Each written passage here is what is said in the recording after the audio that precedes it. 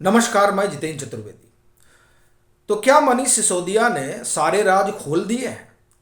अब ये जो सवाल है ये खड़ा हुआ है दो तीन कारणों से। पहला तो यही कि आज इस पूरे जो ये मामला चल रहा है दारू घोटाले वाला, उसमें मनीष सिसोदिया को सीबीआई और कस्टडी में लेगी या फिर वो अब उन्हें न्यायिक हिरासत में भेजने की मांग कर देगी, इस पर लेकर चर्चा चल रही। तो आप देखिए कि सीबीआई ने उन्हें रिमांड में लेने की बात नहीं की, कहा कि साहब आप इनको जो है न्यायिक हिरासत में भेज दीजिए। तो अब जब सीबीआई रिमांड में नहीं ली तो इसका मतलब यह हुआ कि जो तीन चार सवाल सीबीआई को हासिल करने थे, क्या उनका जवाब उन्हें मिल गया? सवाल क्या थे? सवाल सीधे थे कि साहब वो जो विशेषज्ञ समिति की रिपोर्ट है वो कहाँ है। दूसरा सवाल ये था कि दो ड्राफ्ट बने, तो जो दूसरा ड्राफ्ट आया, जो फाइनल ड्राफ्ट आया, उस ड्राफ्ट के बनने की जो मिनट्स हैं, वो तमाम प्रोसीजर है, वो कहाँ है? उसके दस्तावेज कहाँ है? फिर उनके पास सवाल ये भी था कि ये जो विजय नायर हैं, समीर महेंद्रू हैं, दिनेश अरोड़ा हैं, ये जो तमाम पैसे इधर उधर आए गए, उसके बारे में पूरा जो है डिटेल। अब ये कुछ सवाल सीबीआई के रहे। तो बड़ी बात यह है कि क्या उसके जवाब सीबीआई को मिल गए हैं? और इसमें आप एक चीज और भी देखिए कि दो अधिकारी, जो एक तो आबकारी आयुक्त और दूसरे आबकारी सचिव, जिन लोगों ने पूरा कच्चा चिट्ठा खोला, उनको मनीष सिसोदिया उनके सामने बैठे और तमाम बातें हुई। और उन बातों में क्या वह सारा सच निकल आया जो सीबीआई को चाहिए था? देखिए ये बड़ा प्रश्न है, क्योंकि सीबीआई ने कहा कि साहब आप इनको जो है न्यायिक हिरासत में भेज दीजिए।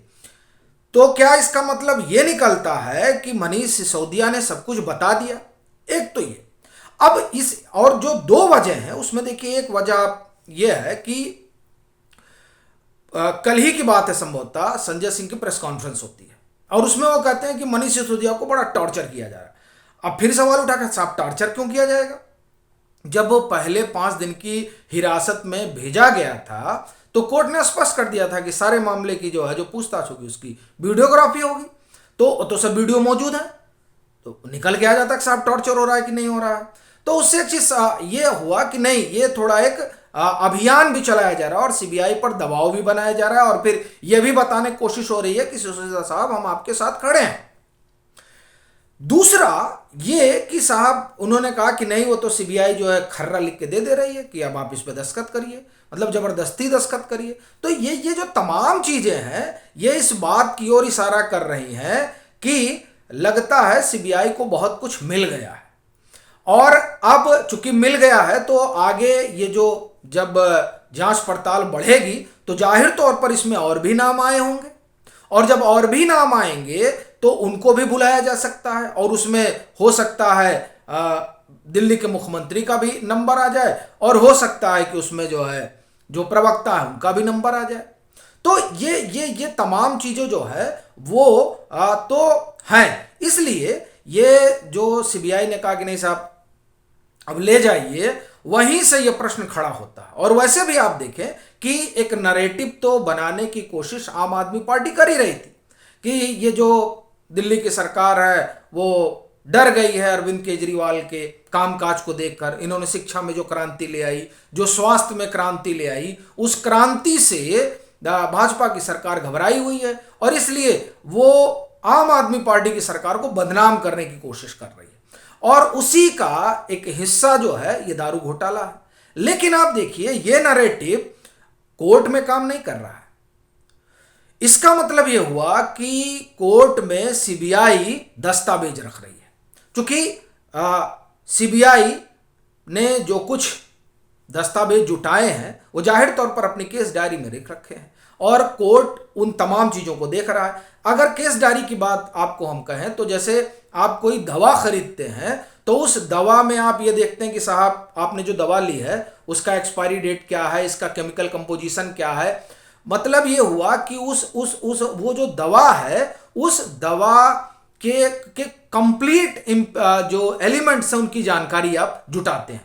केस डायरी उसी तरीके का है कि जो कुछ हुआ शुरू से अंत तक, जितने दस्तावेज सीबीआई को मिले, जो जो वो जानना चाहते हैं, वो तमाम बातें और जिनके ऊपर आरोप लगा है, वो दरअसल कहां कहां लूप होल्स हैं, जिस लूप होल से ये संकेत मिलता है कि नहीं, ये जो आरोप लगा है उसमें एक दम है। ये तमाम बातें उस केस डायरी में दर्ज होती है। अब वो जो केस डायरी है वो कोर्ट ने देखा, तो इससे एक बात तो स्पष्ट है कि उस केस डायरी में जो बातें लिखी गई हैं उससे कोर्ट जो है वो कन्विंस है।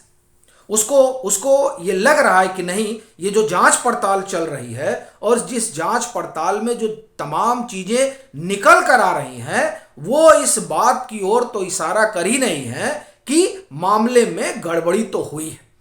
अब जो गड़बड़ी हुई है तो गड़बड़ी में भाई मंत्री साहब यही है एक, और दूसरा वो जो दो अधिकारी हैं, आबकारी आयुक्त और आबकारी सचिव, वो जो तमाम बातें कह रहे हैं, और उन आबकारी सचिव का तो बाकायदे बयान दर्ज हुआ है जिसमें वो उन्होंने साफ कहा कि साहब फोन करके हमको बुलाया गया, और फोन करके बुलाया गया और कहा गया कि नहीं ये बनाओ अब।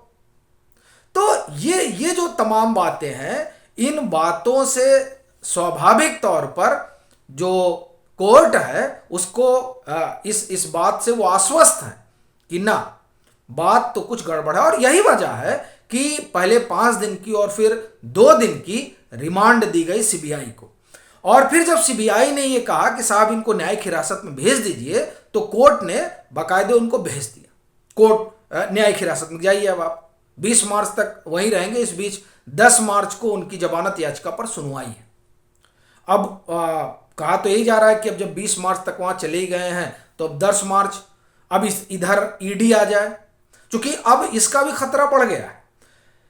सीबीआई ने बात खत्म कर दी, तो सीबीआई को जो मिलना था वो मिल गया, और इसीलिए ये संदेह भी पैदा हो रहा है कि मालूम पड़ता है कि तमाम बातें सीबीआई के सामने आ गई, सच उगल दिया गया है, और इसीलिए एक ये भी माहौल बनाया गया कि साहब सीबीआई उन पर दबाव बना रही है, कागज लिख के दे दे रही है, करी के सब कबूल कर लो। ये इस तरह की बातें आने का मतलब यही होता है कि जो चीजें सीबीआई जो जानकारी जुटा रही थी वो एक हद तक उसे मिली है, और अब स्वाभाविक है कि मसला जो है वो ईडी के पास जाएगा, और ईडी मनी लॉन्ड्रिंग के एंगल पर जांच पड़ताल करेगी, तो समस्या जो है वो गंभीर है। और फिर आप देखिए कि ये जो पूरा मामला है, इस पूरे मामले में 2-3 चीजें हैं जो बड़ी महत्वपूर्ण हो जाती हैं। अब आप ये देखें कि एक तो जो हमने कहा कि विशेषज्ञ समिति वाली रिपोर्ट, जिस पर हम लोग पहले भी बात किए हैं, वो बड़ी महत्वपूर्ण है। दरअसल वो जो रिपोर्ट है, जो रिपोर्ट गायब हो गई है, और उसी रिपोर्ट को लेकर, या आप कहें कि उसी रिपोर्ट में सारी चीजें हैं, और फिर वो जो इनका फाइनल ड्राफ्ट बना है, उस ड्राफ्ट की जो पूरी आप ये कहिए कि अंतर कथा है वो उसमें है। लेकिन आप देखिए कि उस सब पर बात नहीं हो रही है, और ये जब से ये पूरा मामला शुरू हुआ, आप उसी दिन से देखें कि इस पर चर्चा नहीं हो रही है। चर्चा इस बात पर हो रही है कि साहब इन्होंने शिक्षा में काम कर दिया, इसलिए इनको परेशान किया जा रहा है, और भी शिक्षा में जो काम किया, वो जो क्लासरूम वाला मसला है वो भी सामने वो भी आएगा, क्योंकि विजिलेंस डिपार्टमेंट ने तो बाकायदे कहा है कि इसकी जो है विशेषज्ञ एजेंसी से जांच कराइए। और फिर स्वास्थ्य वाला आप देख ही रहे हैं जो अच्छा काम धाम हुआ है, किस तरह से जैन साहब जो है तिहाड़ में है, और अब तो सिसोदिया साहब भी जो है उनके सहयोगी, मतलब सहयोगी नहीं, उनके साथी बन जाएंगे।